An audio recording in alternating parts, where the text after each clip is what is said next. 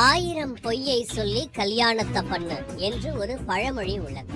அந்த பழமொழியை அப்படியே ஃபாலோ பண்ணி பக்காவாக ஸ்கெட்ச் போட்டு ஒரு பெண் திருமணம் செய்திருக்கிறார். ஆனால் கடைசியில் அவர் போட்ட வேஷமெல்லாம் வெளுத்து போய் தற்போது சிறையில் கம்பி எண்ணி கொண்டிருக்கிறார். யார் அந்த பெண்? அவர் கூறிய பொய்கள் என் நாமக்கல் மாவட்டம் பெரிய மணலி குளத்துக்காடு பகுதியைச் சேர்ந்தவர் 29 வயது நவீன்குமார். வரகூராம்பட்டியில் உள்ள கனரா வங்கியில் அதிகாரியாக பணியாற்றி வந்திருக்கிறார். திருமண தகவல் மையம் மூலம் 2022ஆம் ஆண்டு மணப்பெண் தேடியிருக்கிறார்.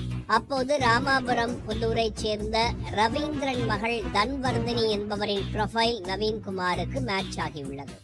29 வயதான தன்வர்தினி வருவாய் கோட்டாட்சியராக பணியாற்றுவதாக பயோடேட்டாவில் குறிப்பிடப்பட்டிருந்தது.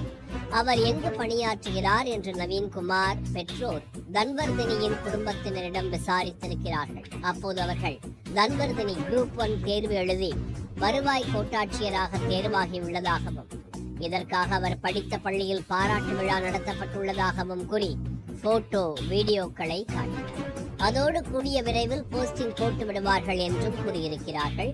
அவர்கள் கூறிய அனைத்தையும் உண்மை என நம்பிய மணமகன் வீட்டார் திருமணத்திற்கு சம்மதம் தெரிவித்திருக்கிறார்கள். கல்யாண ஏற்பாடு முழுவீச்சு நடந்து வந்திருக்கிறது.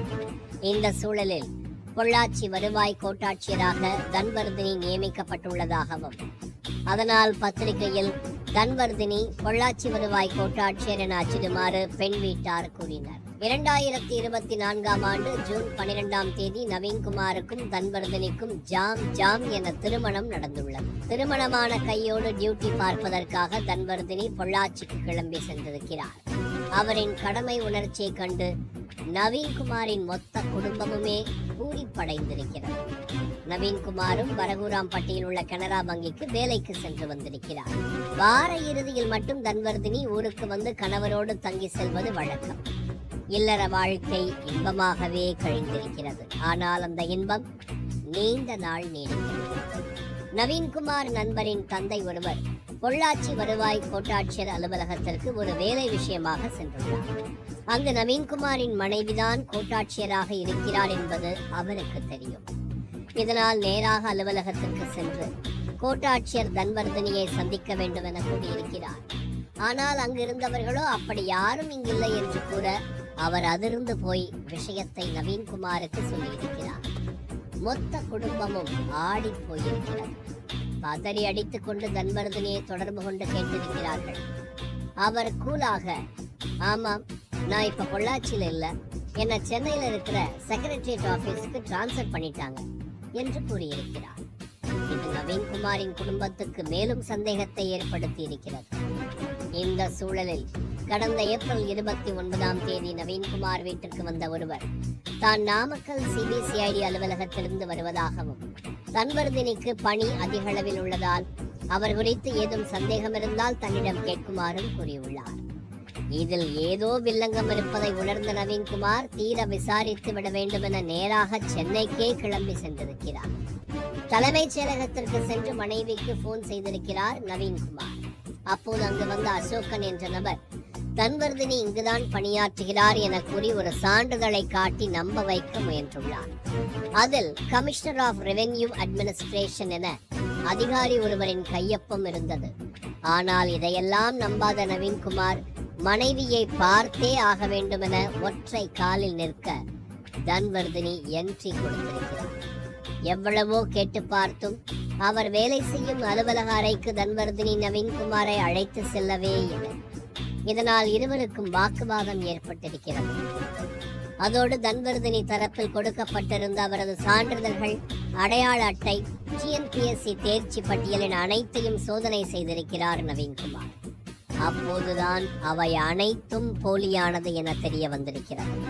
இதனால் தமிழ்நாடு அரசாங்கம் உத்தரையை தவறாக பயன்படுத்தி அரசு அதிகாரி என கூறி தன்னை திருமணம் செய்து ஏமாற்றி விட்டதாகவும் தன்வர்தினி மற்றும் அவரது பெற்றோர் மீது உரிய நடவடிக்கை எடுக்க வேண்டும் எனவும் நவீன்குமார் நாமக்கல் மாவட்ட குற்றப்பிரிவு அலுவலகத்தில் புகார் மனு ஒன்றை அளித்திருக்கிறார். அந்த புகார் தொடர்பாக வழக்கு பதிவு செய்த போலீசார் விசாரணை நடத்தியிருக்கிறார்கள். அதில்தான் தன்வர்தினியின் தில்லாலங்கடி வேலைகள் அனைத்தும் அம்பலமாக இருக்கிறது. தன்வர்தினி பள்ளிக்காலம் முதல் நன்றாக படிக்கக்கூடியவர். 10 மற்றும் 12ஆம் வகுப்பில் அவர் ஸ்கூல் டாப்பர். சென்னையில் சிவில் இன்ஜினியரிங் படித்துள்ளார். அதிலும் நல்ல மதிப்பெண்களை வாங்கியிருக்கிறார். இதனைத் தொடர்ந்து குரூப் 1 தேர்வும் எழுதியுள்ளார். நேர்முக தேர்வு வரை சென்றவர் அதில் தோல்வி அடைந்தார்.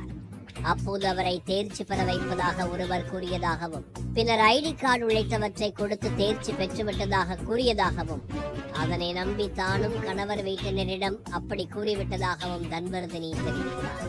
விரைவில் போஸ்டிங் கிடைத்துவிடும் என அந்த நபர் கூறியதை நம்பி வீட்டில் உள்ளவர்களிடம் பொய் சொல்லி வந்ததாக தன்வர்தினி போலீசாரிடம் தெரிவித்ததாக தகவல் வெளியாகியுள்ளது. இதனைத் தொடர்ந்து தன்வர்தினியை போலீசார் கைது செய்து நாமக்கல் குற்றவியல் நடுவர் நீதிமன்றம் 1 ஆஜர்படுத்தினார்கள். அதன் பிறகு சேலம் பெண்கள் கிளை சிறையில் தன்வர்தினி அடைக்கப்பட்டார். உண்மையில் யாரிடமாவது பணத்தை கொடுத்து தன்வர்தினி குடும்பத்தினர் ஏமாந்து விட்டனரா, அல்லது வங்கி அதிகாரியை திருமணம் செய்ய இவரே மோசடியில் ஈடுபட்டு நாடகமாடுகிறாரா என போலீசார் தொடர்ந்து விசாரித்து வருகின்றனர். மேலும் அடையாள அட்டையை கொடுத்தது யார், சிபிசிஐடி அதிகாரி என கூறி நவீன்குமாரை வீட்டில் சந்தித்தது யார், தலைமைச் செயலகத்தில் சந்தித்த அதிகாரி யார், தலைமைச் செயலகம் வரை தன்வர்தினி எப்படி சென்றார், தலைமைச் செயலகத்தில் அவருக்கு உதவியது யார் என பல்வேறு சந்தேகங்கள் இருப்பதால் போலீஸ்